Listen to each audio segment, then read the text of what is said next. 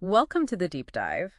Today, we're stepping into a really fascinating world. We're looking at where deep spiritual reverence meets, well, wartime history. Specifically, the sacred amulets of Luang Por Jong. Yeah, from Wat Na Tang Nok in Ayutthaya, Thailand. Yeah. A hugely revered monk. Exactly. And our mission today is to unpack the stories, the history, and, the tiny details behind his amulets. They're incredibly sought after. And for good reason. I want to help you understand why they're so significant, and importantly, how you might spot a genuine piece. Right. So whether you're interested in spiritual traditions, maybe wartime stories, or even just the art of collecting, you're basically going to find this amazing intersection of faith, legend, and, well, craftsmanship. Let's dig in. Yep. So Luang Por Jong, he wasn't just any monk, was he? He had nicknames like the God of Metta. That's right, the god of compassion. And he was one of the Jatrathep, the four deities, really highly respected during the Indochina War, part of that legendary Jajangkani group. Their collective power was famous. But his own story starts way back, 1872. It does. And, he had a pretty tough start, apparently quite sickly as a kid. Oh, really? Yeah, chronic illness. But the turning point, and this is fascinating, was when he was 11. He became a novice monk. And his illnesses just vanished completely. So right from the start, there's this belief building around his spiritual power. Wow. So that set the stage early on. Definitely laid the foundation. People saw him as special from a young age. And that reverence, it really ramped up during the Indochina War, didn't it? When his amulets started going to the soldiers. Massively. That's when his reputation exploded. His blessed items, amulets, shirts, they were given out widely to troops heading to the front. Were there specific stories from that time that, really cemented his legend, maybe even beyond Thailand? Oh, absolutely. The big one is the ghost soldier story. You heard about this? Tell me more. So, foreign soldiers reported seeing Thai troops who were wearing Luang Por Jong's amulets or blessed shirts get shot down. Okay. But then they'd apparently just get back up and keep fighting. No way. Yeah. Ghost soldiers. Exactly. Imagine the effect that had on everyone involved. Created this aura of invincibility. Incredible. And it wasn't just wartime stuff either, right? There was that story about the airplane. Ah, yes. The blessed sand. That's a more modern one, but confirmed by pilots, apparently. He was invited onto a plane. On the plane itself. Yeah, to scatter blessed sand from the air for protection. It shows how his influence kind of crossed into the modern world, blending old beliefs with new tech. It really does. Even his passing in 1965, there's a story there too. A bit of a mysterious one. He supposedly predicted it, saying something like, "The day the numbers are 3 zeros, my merit will end." Let me guess.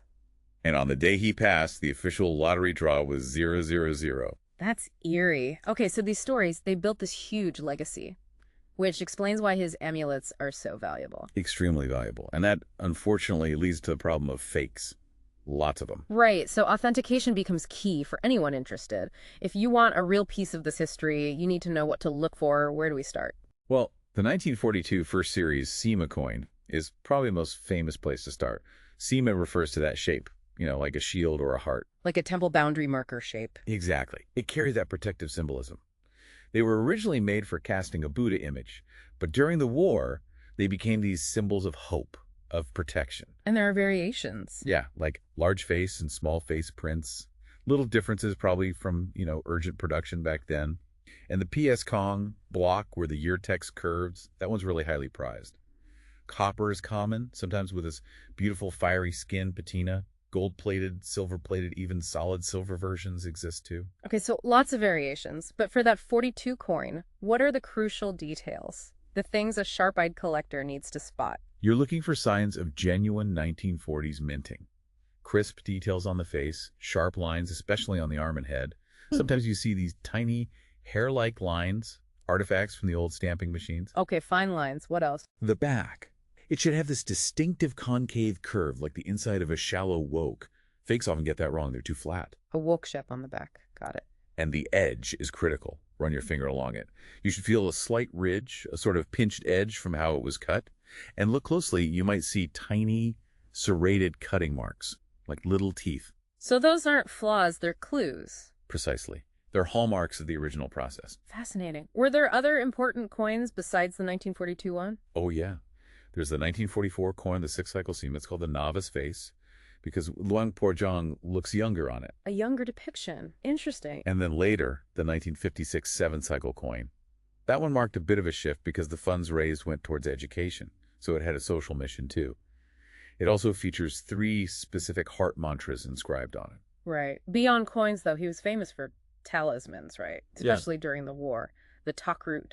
Ah, the Takrut Maharud, yes. That's a powerful one. It's often described as omnipotent. What's really unique is how you're meant to use it. How? You wear it on a cord.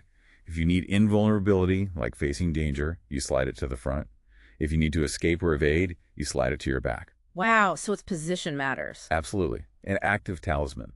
And they were made from different things, metal sheets, but sometimes really rare materials like tiger forehead skin. Tiger forehead skin for fierce energy. That's the belief, yes. Channeling the tiger's power and authority. And the Yant shirts. Those were huge during the war, too. Definitely.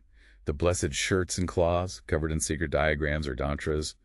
The Rachoisi Maha Amnat, the Lion of Power shirt, was famous. The Lion of Power. And the Singbua 16 Dak cloth, the 16 Lotus Lion. Soldiers believed these offered authority, protection, the ability to evade danger, tangible blessings they could wear. So when you look at all this, the value isn't just monetary, is it? It's this blend of spiritual belief, incredible historical context from that wartime era, and this whole intricate art of actually verifying them.